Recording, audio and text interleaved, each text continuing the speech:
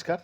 20 news 24/7 में आप सभी को सुस्वागत। दर्शक, नीट यूजी 2025 रिवाइज्ड रिजल्ट और काउंसलिंग पर रोक लगाने वाली याचिका को आज 4 जुलाई को सुप्रीम कोर्ट ने खारिज कर दिया।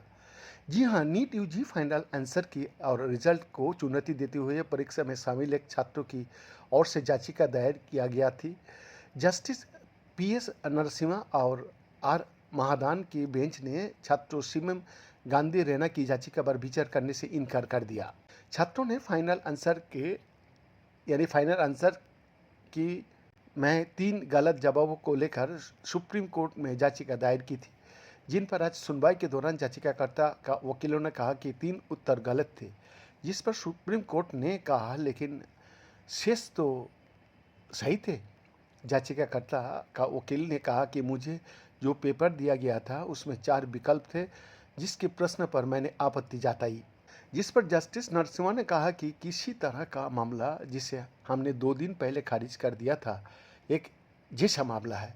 आप सैद्धांतिक रूप से सही हो सकते हो कि कई सही उत्तर हो सकता है, मगर याचिकाकर्ता का एडवोकेट बाला ने दलील दी कि ये छात्रों का करियर के बारे में सोचना है, ये व्यक्तिगत मामला नहीं है, इससे बहुत से छात्र प्रभावित होंगे। वकील ने कहा कि इसे न्यायालय ने 2024 में परिणाम संशोधित करने का निर्देश दिया है। पीठ ने कहा ठीक है, धन्यवाद। वकील बाला ने कहा कि एक समिति गठित किया जाए। मैंने सही उत्तर दिया है, आंसर की में स्पष्ट त्रुटि है, जिस पर जस्टिस नरसिम्हा ने कहा कि हम व्यक्तिगत परीक्षाओं से नहीं निपट सकते।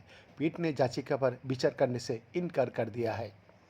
याचिकाकर्ता सीएम गांधी रेना ने आरोप लगाया था कि एनटीए द्वारा एक प्रश्न संख्या 136 कोड नंबर 47 के लिए दिए गए उत्तर में गलती थी। याचिकाकर्ता का वकील ने कोर्ट से कहा कि 2024 का इस परीक्षा में शीर्ष कोर्ट ने हस्तक्षेप किया और आईआईटी दिल्ली द्वारा दी गई एक विशेषज्ञ रिपोर्ट के आधार पर गलतियों के सुधार का आदेश दिया। हालांकि बेंच ने अपना स्टैंड बदलने से इनकार कर दिया, ये कहते हुए कि ये एक राष्ट्रीय परीक्षा में व्यक्तिगत मामले में हस्तक्षेप नहीं किया जा सकता है। वीएन का एक्सक्लूसिव रिपोर्ट, 20 न्यूज 24/7 रांची।